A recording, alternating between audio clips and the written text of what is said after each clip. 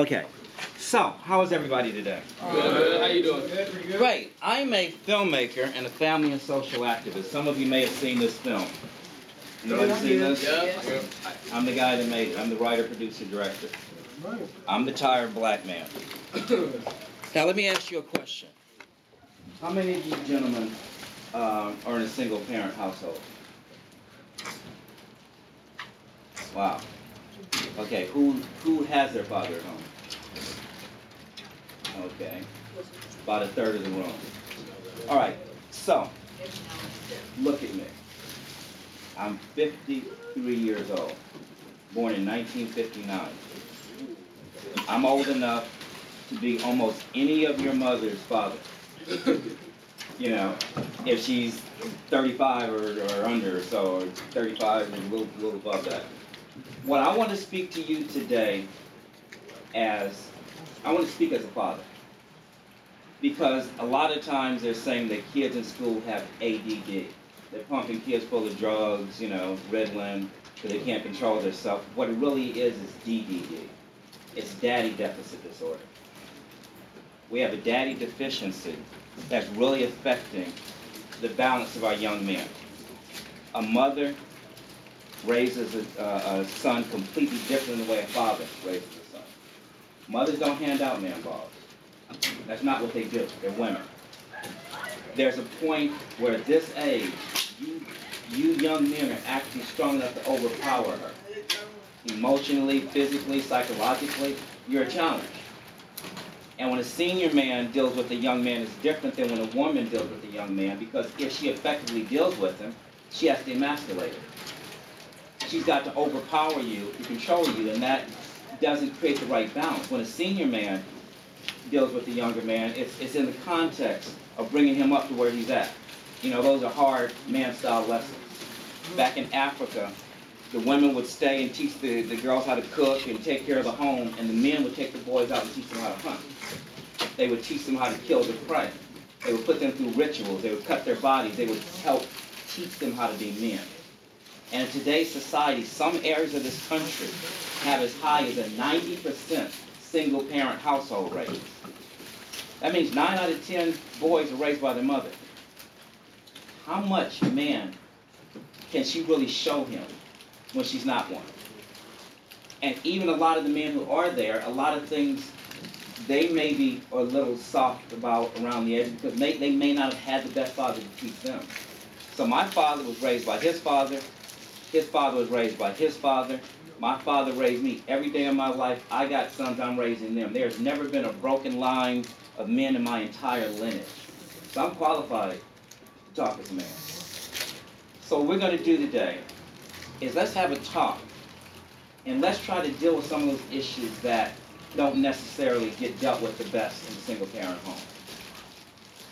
What do some of you young men feel like you need to ask me about life, about what being a man is, about standards, about values? What's perplexing? Tell me some of the areas where you feel like you're stuck. Who wants to say something? I know what I want to be, but I really don't. I know I want to be in life, but I really don't know how to get there. Okay. What do you think you want to be? A civil engineer. A civil engineer. Why don't you know how to get there? Because I really don't have nobody in my life who actually showed me the step-by-step way of getting there. So it's like I just do what I think I'm supposed to do, but I'm not for sure. He brought up a very interesting point. Here's the dynamic of that problem. New research has shown that after the age of 3, the father becomes the primary parent, because the father is the one that children get better linguistic skills from men because they don't baby talk. Men give their children boldness, both male and female, confidence. They get their career aspirations more from the father. And when that's not there, the mother's overworked. She doesn't have as much time. She gets frustrated. I noticed, with my wife, when we were disciplining our kids, when they would ask a question, I would explain everything you can possibly imagine about the thing. She would just give a little couple of word answer. I'm like, you didn't tell them anything. So that is a problem. It's a very valid problem. Now, what you have to do is you're going to have to work hard to overcome it. Part of it is you're going to have to get on the internet and do research. You're also in a culture where the world has designed for your age group to have a very short attention span. Music video edits every 3 seconds. Video games, everything moves like this, moves like this, moves like this. So there's not a lot of texture and depth and the willingness to really take something and go deep into it like you need to really become the best. Research has shown that nobody has become an expert at anything unless they put 10,000 hours into it. And once you put 10,000 hours, no one who's done 10,000 hours has not become an expert. So anything you want to do, that's any of it. You have to make it your passion. That's why NBA players become great. They just played and played and played. They got 10,000 hours in. There's no way they cannot be a great NBA player if they put their time in. You have to put your time in. And that's something that no matter father, mother, no matter, you still have to do it. But your generation is not taught to look that deep into grooming themselves and putting in the time necessary to really make the best of your life. So what you have to do, one gentleman had wrote something to me, and he said, it was the hardest thing in my life growing up. I grew up in a good home. I had a great mother, great support, but I didn't have a father. And growing up between junior high and high school, I was lost. He said I actually had to go to other friends who had a father and ask if I can borrow their father to sit down and talk to him to get that man thing that I couldn't get from my mother. We are men. I don't know no woman born with testicles. We have a whole different thing running through our bloodstream, you know? And there's a different way. If you ask your mother, ask a woman one thing, she'll see it this way. You ask a man, he'll see it a completely different way. That's the reason men and women fight.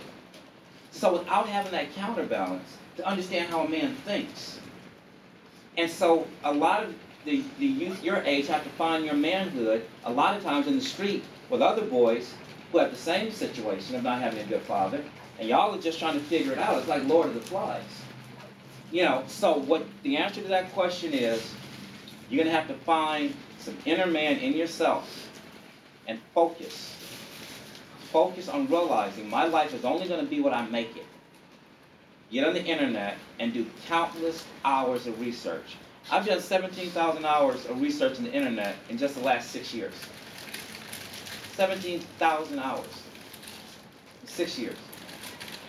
That dedication has prepared me to know the things that I know. That is going to be your responsibility. But in the process of that, you know, find men who will take the time to care about you and spend more time in their company. Anybody else? Come on, what have you always wanted to ask? What would you say? Can you list some of the things, like the responsibilities? Alright. What do you define as a man? Like, do you name some of the responsibilities of a man? Very good question. What are the responsibilities of a man? First and foremost, if we get biblical, a man is the head. We are not bigger and have a deeper voice and stronger muscles for no reason. If you take a man and woman the same height and same physical dimensions from head to toe, the man outweighs a woman by 15 pounds because of muscle mass. And even if a woman can challenge a man and get the better of a man, there's always a man that can get the better of her. Maybe she can take out that little guy, but she can't do nothing with him over there. Men are just bigger and stronger. You know, and so we have a physical responsibility. No man worth his salt is going to send the woman downstairs to see what the sound is late at night. What kind of punk move would that be? Now, women want to, I'm equal, I can do everything you can do, I'm blah, blah, blah, blah, blah. Okay, go look and see who the burglar is. You know? I mean, which one of them wants to do that? And all of a sudden, oh, they're turning into a woman real quick. Oh, no, I'm scared. You know? Unless you're backing. But anyway. But, you know, not that some women haven't done it, but that's not their primary nature to protect the family. So a man is a protector. He's a provider. And it's all biblical, too. He is the head decision maker. Like in a marriage, a man should allow the woman the freedom to make all those little small decisions. What we eat tonight, I don't care. Where we going, you know, what do you want to eat? Whatever. The big ones, now I got to step in because we got to go this way. So you have to make sure that your program is tight that your voice and your decisions have balance, maturity, and authority. I appreciate seeing the way you young men are dressed. I expected a lot different. For today's day and age, you men are dressed very respectfully. And I commend that. We need to keep our pants up where our waist actually is. I've seen so much change in the world in the last 40 years. There was a time when 90% of our black homes had a black father in it. 90%. Now we're down to 90% not having a father in it. That's an awful shift. And this is the lowest percentage of men in the family in the history of the earth in any culture on the entire planet. The African American family has the most broken family. And the rest of the American family is following. There's a 76% out of wedlock birth rate. Having babies outside of marriage. They used to call it wedlock history because when a man got a woman pregnant, they weren't married. They were kind of locked into marriage, and they got married to do the right thing. They need to give it a new name because it ain't wedlock. It doesn't lock people into anything. They just have a baby, and that's just that. But there are too many households where there's a mother and 3 kids with all different last names. And that's not building the kind of families. I speak to women a lot and say, as women, you have to be more responsible. If a man doesn't marry you first, don't have his baby. A family is a father, a mother, and a child. And just like a camera, a tripod, I'm a photographer. 3 legs on a tripod. If you take one of the legs off, what does it do? It falls over. You can't have a 2-legged tripod. We have families falling over. And what it is it's a daddy deficit. So a man's responsibility is to be a man. If you make a child, whether you're married or not, man up and raise your child. Some of you know all too well what it's like to not have a father in the house. You can just walk into the other room and talk to daddy. How can you inflict that on another child that came out of your body?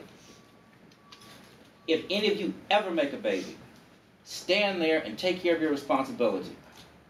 That is absolutely paramount. A man's responsibility is to be a man, and part of being a man is being a father, being a responsible provider, being someone that the others can look up to for strength, guidance, direction. You need to put something in your brain so when your child or your woman is asking you questions, you actually have the answers. That is a huge responsibility. Being a man is not just turning 18 and then walking around like, well, what do I do in the world? Right now is your time to prepare. What am I going to do in the world? Pick 3 good options and explore them to depth. Don't let figuring out what you want to be a class assignment. Make your own assignment. Take notes. Now with computers, you can copy and paste it into a Word document. We had to write stuff down and type it. Copy and paste and put together. Find the progression. If I want to be a civil engineer, what are the best schools for civil engineering? What are the grants I can get? If I can't get a grant, do I go through a junior college and then work my way up, blah, blah, blah? What are my target schools? Let me pick my top 10 list. And what is the probability of me actually getting into it? And then, what do I need to prepare myself with to be the best student there? Not just required classes, but what can I do on a personal level? And how can I study in the background even more than what they teach me in school? That's how you become a civil engineer. You take it personal. That's the only way you're going to get there.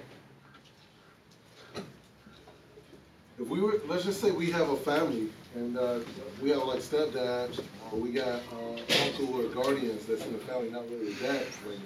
How do we work that dynamic of that relationship so that, he's the boss or I'm the boss or I'm learning to be the boss? How do we work that out? That dynamic is wonderful. Very good question. I'm trying to encourage men to be the man for children. We've lost the village. Your biological father is the ideal father, but sometimes he's not really the ideal father. Sometimes he was a very poor choice to even spend any time with at all. But it happened. Here you are. Just being blunt. If you didn't have a good father, it's not the end of life. A good uncle, a good stepfather, a good man in the church, a good mentor, a good coach. As long as he knows more about being a man than you, soak it up. And don't disrespect him. Don't ever get up in a man's face who's trying to help you and inform him he's not your daddy. Well, then who is? If your daddy ain't acting right, use anybody. to give you what you need from that father who's not handling his responsibility. And another thing, as hard as it may be, as many things you may have heard negative about your father, try not to hate him. That's a part of you. Sometimes that gets hard. Try not to let hate grow in your heart. Because sometime later on in life, you can find a way to make some kind of a relationship. Because, they were young when they did what they did, then they grow up. But try to realize that love and forgiveness is a part of being a family because we all make mistakes. Did that answer your question? Absolutely. Thank you. Yeah. But, some people have been raised by their grandfathers. A lot of times women will say, I raised my child all by myself, I did a great job. They never tell you about their father helping. They never tell you about their brothers helping, their new boyfriend, their new husband. They take the credit because they're saying, he wasn't there, I was, so I did it. And now they even want Father's Day cards. No woman should get a Father's Day card. I'm sorry. You ain't nobody's daddy. You're a double dose of mama, but you ain't nobody's daddy. And don't never let nobody let a woman try to be, no, women ain't daddies. That's a whole different state of being. But a man is a man. And only follow men who have some credibility and some morals and standards about themselves. Too many youngsters are following those OG men out in the street. That ain't nothing to follow. It's like, fool, how many times you been in and out of jail? How many times you been shot at? Why would I follow you to where? Doesn't even make sense.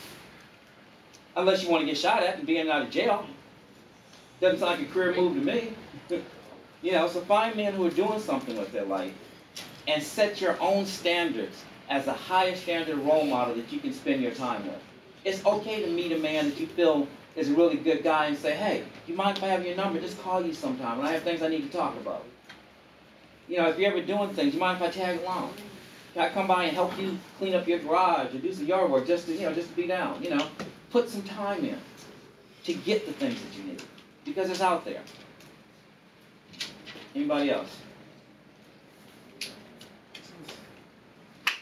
That's it. That's all my time.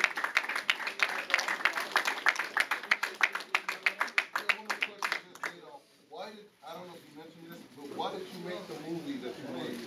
I made Diary of a Tired Black Man because it needed to be made. We have been Oprah, we've been Essence Magazine, we've been Waiting to Exhale on. Everywhere you look, the woman's point of view is everywhere, and she's protected, and she's trumpeted. Even when she makes mistakes, everybody just gives her a hug and tells her to be all right. Men are just no good dirty dogs. Every man I know has heard about how no good men are, but nobody told the women that they're just as much a part of the problem. So if there's 100 movies over here showing men to be bad, I said I'm going to take one big punch in the jaw and show the other side. What happens when you flip the roles and make a man who's perfectly good and she's got the problems? They had a cow, like I just did something awful to them. How dare you make that movie? Well, why shouldn't I? Now, when a man mistreats a woman, nobody ever says, well, why is he doing it? Maybe you should look at it. Maybe he had a problem. But when she's mistreating this man, all women want to look at it like, well, he must have done something to her. Well, maybe she has some problems growing up. There must be some reason we should feel sorry for her. Yeah. How come you don't feel sorry for the man? Yeah. So men, because of the feminism movement in the 60s, they flipped the roles, and now women are becoming more masculine, and men are becoming dumbed down, and we've lost our ability to stand up and roar and say, look, I'm a man. And we got to get that back. Because our young men are not taught in society, not just at home, but in society in general. We are not taught to lead. We don't have our man mojo working. So you got to man up and realize that you have to not just run things from ego and from just saying I'm bigger, but run it because you actually stand for it, and you're about it. And your game is tight. Your mind is tight. Your standards are high. Your standards are going to control that woman and your children. And so it's important that you put something in yourself so you have something to give to those people that rely on you to be the man.